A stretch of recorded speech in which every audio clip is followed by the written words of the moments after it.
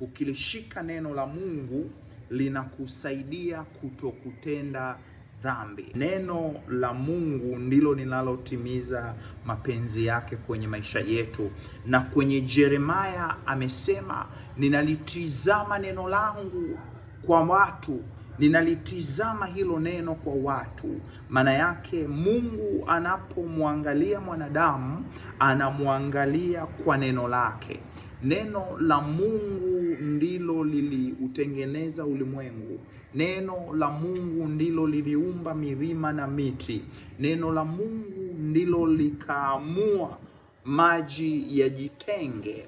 Ndiyo maana Mungu alisema maji yajitenge sehemu moja ili jambo lingine lifanyike, ili uumbaji wa Mungu ufanyike kwenye maisha yetu tunayoyaona.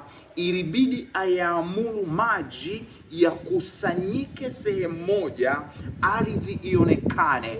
Ili jambo fulani litokee kwenye maisha yako, ni lazima ubaya uondoke, dhambi iondoke, hila iondoke, roho mbaya iondoke, utubu na urejee. Ndipo Mungu anaamuru jambo jipya linachipuka kwenye maisha yako.